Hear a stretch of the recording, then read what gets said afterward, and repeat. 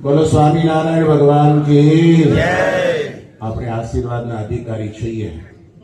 આશીર્વાદ દેવા નહીં, લેવાના। અને આશીર્વાદ અખંડ વર્ષે છે। અક્ષરધામાધિપતિ, અંજાર ધામાધિપતિ એટલે ભગવાન ઘનશ્યામ મહારાજના વિનુભાઈનો પરિવાર એટલે દાવડા પરિવાર। દાવડા પરિવાર એટલે આમ બધા લુહાર। મને અમારા ચોકીદાર છે ને એ કહેતા કે મામાના દીકરા થાય। મને બહુ આનંદ થયો। પરિવાર જેટલો ઓતપ્રોત છે સત્સંગમાં, એ ઓતપ્રોતતા આવવી બહુ અઘરી છે। ગઈકાલે અમારે વેદાંત સ્વામીએ સવારની સભામાં વચનામૃત વાંચીને વાત કરી કે ઈશક એટલે શું? શ્રીજી મહારાજ કે અમારો ઈશક તપનો છે, તપી કરીને ભગવાન રાજી કરવા। પછી એક એવું દ્રષ્ટાંત સરસ મજાનું લઈ આવ્યા અને એ શાહજાદીનું દ્રષ્ટાંત દીધું।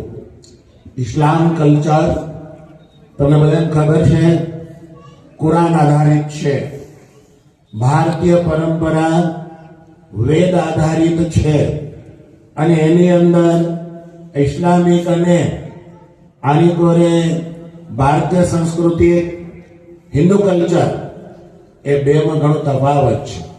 બેની એકતા કરવી બહુ અઘરી છે। તેમ છતાં એકતા કરવી હોય તો એનો દૂજો ઉપાય નહીં આવી ધૂન, આવું કીર્તન, આવું ભજન, રાગ દ્વેષ હટી જાય, મારું તારું હટી જાય, પારકું પોતાનું હટી જાય, અહમ મમત્વ નીકળી જાય અને એકતા આવી જાય ને એક સૂર, એ સુરદાસનો સૂર। સુરદાસજી વૃંદાવનમાં બાંકે બિહારી મહારાજનું ભજન કરે, લલિત ત્રિભંગી મૂર્તિનું સ્મરણ કરે, કીર્તન ગાય। એનો નાદ માત્ર કંઠમયથી નહીં, નાભીનો નાદ હોય, અંતરનાદ હોય, પ્રણવનાદ હોય, બ્રહ્મનાદ હોય। અને એ નાદ જ્યારે સુરદાસજીનો નીકળતો હોય ને, તમને ખબર છે સુખદેવજીની વાત આવે ને કે સુખદેવજી ઝાડ પાર વન વેલી બધામાંથી બોલ્યા, વ્યાસજી બધામાંથી બોલ્યા, વ્યાપક પણ કેમ થાય? એકતા હોય ને તો થાય।